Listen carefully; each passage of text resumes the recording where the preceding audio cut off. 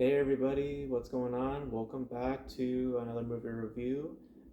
We're continuing our week of classic movie reviews, or at least movies that I saw within the month of June. And for day two, we're going to be diving into some anime, and that would be Ghost in the Shell, the classic Ghost in the Shell. There are a couple of variations that have been done over the years. There's been sequels that have been made, done by the director of this film, as well as an American remake with Scarlett Johansson. Um, my introduction to Ghost in the Shell was through the American remake, with Scarlett Johansson, and that one I would say actually strays a lot from the original source material. Now actually seeing the original film, it's not. It's not. It's actually fairly different in terms of navigation, in terms of overall quality too. I wasn't really fond of that film, but I remember hearing about Ghost in the Shell for when it comes to science fiction and just in terms of just notable animes in general. Um, and it is to be noted up front that the film is absolutely influenced by past pieces of science fiction, notably Blade Runner for its aesthetics and just the world that it's building, and also a lot to do with its ideas. Which pretty much, as the film moves along, you get the idea that it's pretty much a classic sci-fi story about what it means to be human, about having a soul, about obtaining individualism. Like these ideas are present through all forms of sci-fi, and incorporating these ideas within the confines of cyborgs and robots, these within cybernetic organisms. Something that's been done countless times in many stories in science fiction, either that in books or that in film. But I would say the other influence that it has a lot, I would say, is RoboCop, because it also has a political edge implemented throughout the film as well, which I think gives the film, I think, a lot more detail, um, and actually gives it a lot more substance. Usually with this sort of thing, it feels tacked on. It feels like, oh, okay, we're just kind of trying to give out a certain message, or trying to hammer out a certain point within our thematic purpose.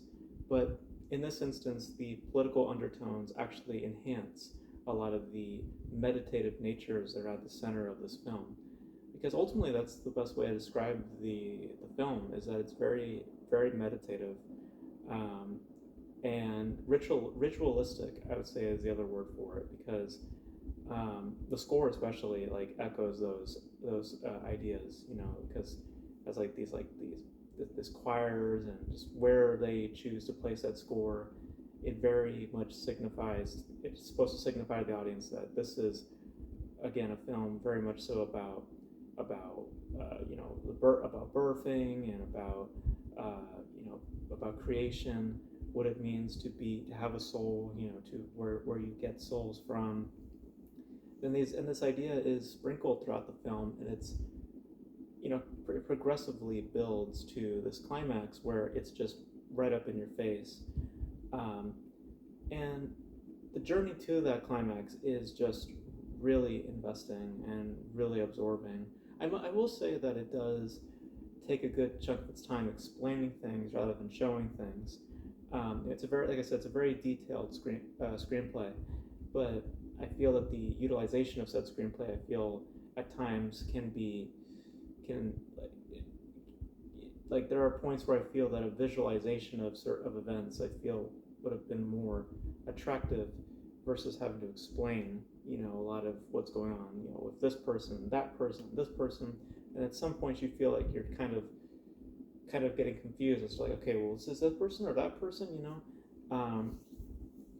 so um, and I do think that it also sits a little too closely within its influences. Like there are points in the film where I feel like they're just ripping pages from certain pieces of science fiction. Like I said with RoboCop, like there's an end fight with her fighting off a machine that kind of reminds me of the Ed 209.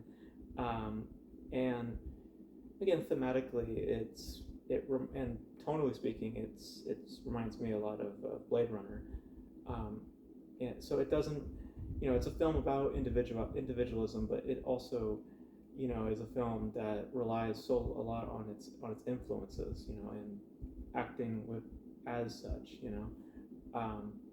but it doesn't bring the film down. It actually enhances it a lot. It's not a film um, that is completely original, but what it is again very involving and very absorbing and investing, um, and a lot of it has to do with just the sharpness in its screenplay, the sharpness in its animation, and the sharpness in its tone.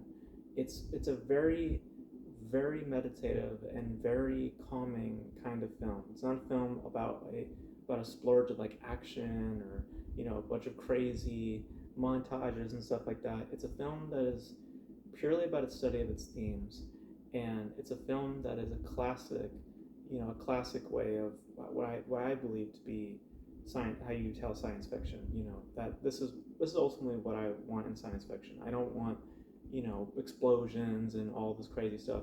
I would like a study of ideas, and this is what Ghost in the Shell is: the study of ideas.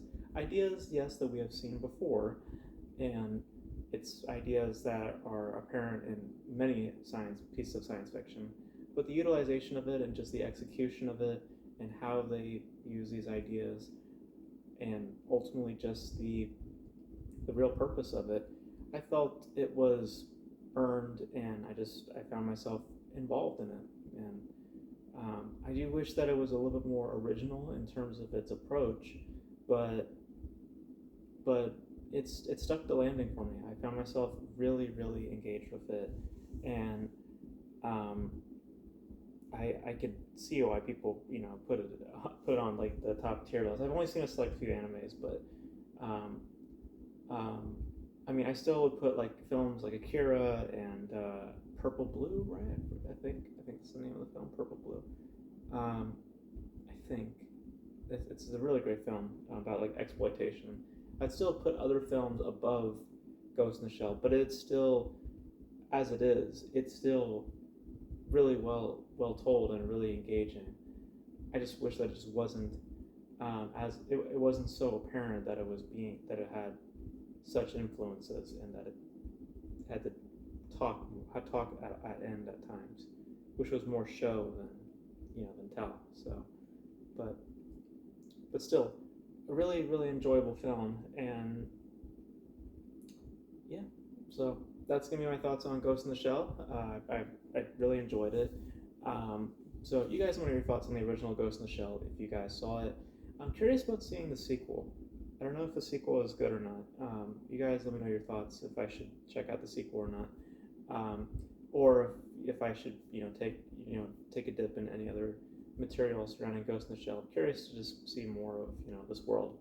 Um, but let me know in the comment section below. And that's going to be from me, guys. Thank you guys for watching. That is day 2. We'll be rolling out more reviews pretty soon here. Yeah, so stay tuned, guys. And I will catch you guys tomorrow in the next review. Bye.